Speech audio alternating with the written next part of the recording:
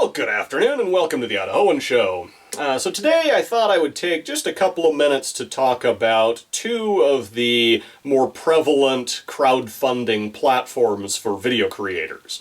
Namely Patreon, which is kind of the traditional standard platform, and then Subscribestar, which is sort of an up-and-coming alternative that I've recently become aware of. Now, just to clarify where I'm coming from, I consider producing the Idahoan Show to be a hobby, so I'm not dependent either on ad revenue or on donations for my livelihood, and I will never become one of those video creators who spends the last half of every video begging for money. But, this does take up a certain amount of my time and a certain amount of money, and so I am certainly thankful for those people who voluntarily choose to contribute financially to the channel. Now, I've had a Patreon account for years, and I just recently created a Subscribestar account, so I thought it wouldn't hurt to take a minute and sort of compare and contrast the two platforms and their features. Now, comparing the features of the two platforms for interfacing with supporters, I have to say I really like the fact that in Patreon, it's up to the supporter to specify any dollar amount that they want to contribute, and then, if you as a content creator want to specify different tiers of reward, you can do that. Whereas on Subscribestar, as far as I can tell, people can only support you at a subscription fee or a specified tier of subscription fee that you as a content creator establish. Philosophically, I feel like if someone is going to donate money to my channel, they should have the freedom to, donate as much or little as they feel comfortable with. And so for that reason, I think that the Patreon interface is a little better, or at least a little bit more flexible than what I'm seeing on Subscribestar. Now, that said, it's not a huge issue. It may be kind of a nitpick because, you can still set up multiple tiers of support on Subscribestar, and that gives people, flexibility to choose the tier that they're most comfortable with.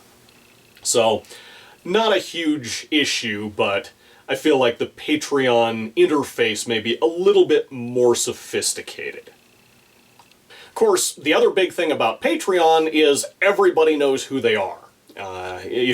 Everybody knows their reputation, which can be kind of a blessing and a curse, because their reputation is not necessarily all good.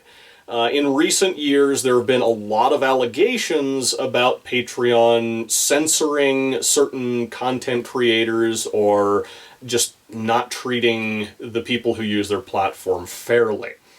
I've heard a lot of well-respected channels make allegations to the effect that Patreon, either was deleting their content or pressuring them to delete content, or making assertions to the effect that if they received any money through Patreon, then Patreon basically owned their brand and could decide what they were allowed to do both on the Patreon platform and everywhere else. And so, there's a lot of pretty serious allegations floating around on the internet. Some of them from sources that I can't imagine would ever fabricate anything like that. Now, that said, I'm not sure if these problems are arising from actual corporate-level directives within the Patreon company, or if it's just a product of the fact that as the platform has grown, they've had to hire more staff. I'm sure they have relatively new moderators coming on board, and perhaps some of these new moderators are either interpreting the terms and conditions differently than they were in the past, or even you may have, people placed in that role who are sort of abusing that role to, misinterpret the terms and conditions and, use them as a tool for advancing their own political prejudices. So, I don't know. Obviously there's something going on because of all these allegations, but not sure if it's really a corporate level problem or not. Now, that said, obviously because of these stains on their reputation, other platforms like Subscribestar are capitalizing on that to gain some support from people who either have left Patreon or just are dissatisfied with the platform. Subscribestar, right on their homepage, advertises that they will never censor your content. And as a content creator who, sometimes delves into issues that might be construed as politically controversial, I find that very comforting to have a platform that will never censor my content, or at least that makes the assertion they will never censor my content. Now, as I was setting up my account on Subscribestar, of course I had to go through their terms and conditions and click the agree button, and I was a little bit surprised to find that they actually have a section on prohibited content that contains most of the same kind of verbiage that you'll find on Patreon's terms and conditions. So, depending on how they interpret those terms and conditions and how they enforce them, the language is already in place for the moderators or the staff of Subscribestar to do exactly the same kind of censoring that we're seeing Patreon being accused of. As yet, I haven't heard any complaints about Subscribestar doing that. So, at present, their reputation is a company that respects freedom of speech and will not censor your content. But I think it's interesting that, even though they're trying to build that reputation as a platform that won't censor anything, they still have that section of terms and conditions, or that section in their terms and conditions, that allows them to censor content as they so choose, or if they so choose. So I'm not sure what to make of all that. So there's my 2 cents worth about a couple of these crowdfunding platforms.